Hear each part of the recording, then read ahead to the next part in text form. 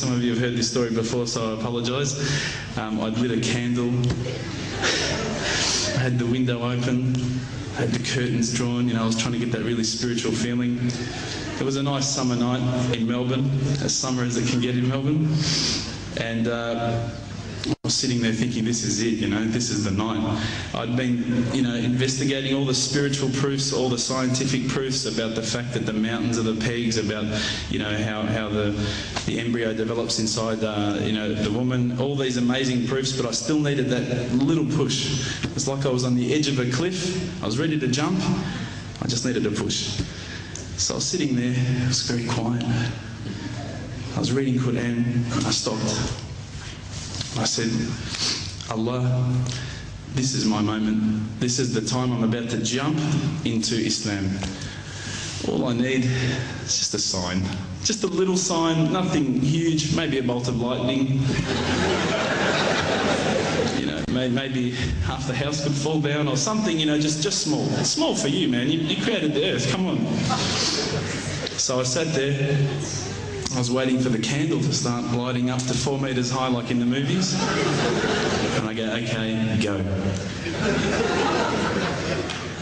And subhanAllah, nothing. Absolutely nothing happened. I was really disappointed, to be honest. So I sat there and I said, Allah, this is your chance. I'm here. I'm not going nowhere. I'll give you another chance. Okay, maybe you're busy. You know, I know it's daytime over the other side of the world. There's a whole lot of stuff going on. Maybe this time it could just be like a car backfiring. You know, something small. All right, the half the house, the candle. Let's forget that. A bird could fart outside. I don't care. Just anything. So I said, okay, go. And subhanAllah, absolutely nothing happened.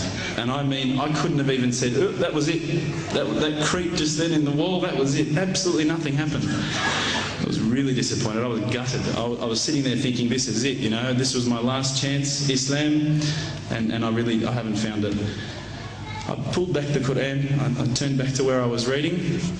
SubhanAllah, the very next verse on the next page, for those of you who ask for signs, have we not shown you enough already? Look around you, look at the stars, look at the sun, look at water. These are the signs for the people of knowledge. SubhanAllah.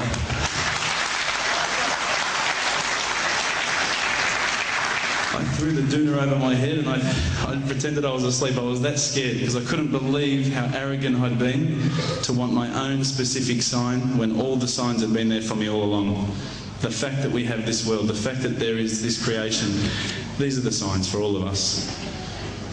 The next day I decided this is it, I'm becoming a Muslim. I'd been investigating Islam now for probably about 6 months, to be honest. I went in and I said to myself, this is it, I'm going to make shahada. I had no idea what I had to say, I had no idea what the words were. It was probably close to Isha prayer, so it would have been, you know, 7, 8 o'clock at night. I went in and I couldn't believe it. There was about 1,000 people at the mosque. I thought, subhanAllah, look at this religion. Look at how strong they are. It was the first night of Ramadan.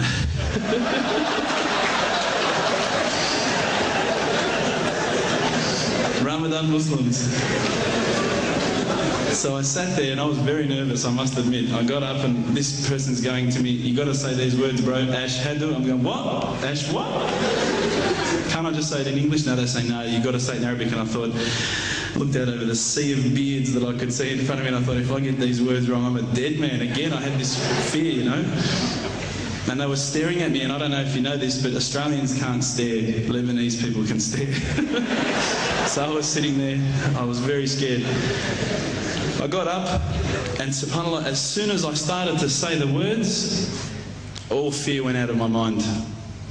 It felt as though a shower was inside my head and someone had just turned on the cold tap. It felt like I'd been flushed clean. I said the words, and I wasn't expecting so many brothers to come up and yell, Takbir, Allahu Akbar, and start kissing me and hugging me. Now, I'd never been kissed by that many men in my life. But it was a beautiful day, I must admit. And that day was the day that I had more brothers than I could ever imagine, more sisters as well. But I guess since that day I've never looked back. My family, I think, initially were very worried that I was going to be, I guess, a little bit weird towards them. That they thought that I was going to break out the AK-47s and the grenades. But they realised, I think, soon that this religion was actually making me a better person. Prior to Islam, you're not going to believe it, I had a mohawk. I did. I had, I'm not going to show you any photos. I had army greens, I had the Metallica t-shirt, I had the cherry docks. I was shocking, right? I thought I looked great, but I looked terrible. And alhamdulillah, ever since then I look as good as I do now. No, don't laugh, please. But my parents were the first people to actually say to me once, which really amazed me. They said, my father actually asked me for the Quran recently, which I was really happy about. I always thought he'd be one of the hardest people to work on. But he said to me, ever since you've been a Muslim, you've been a better person. You're more reliable. I can count on you to come and pick me up if my car breaks down. Whereas before I go, Dad, I was drinking last night. I don't know if it's still out of my system.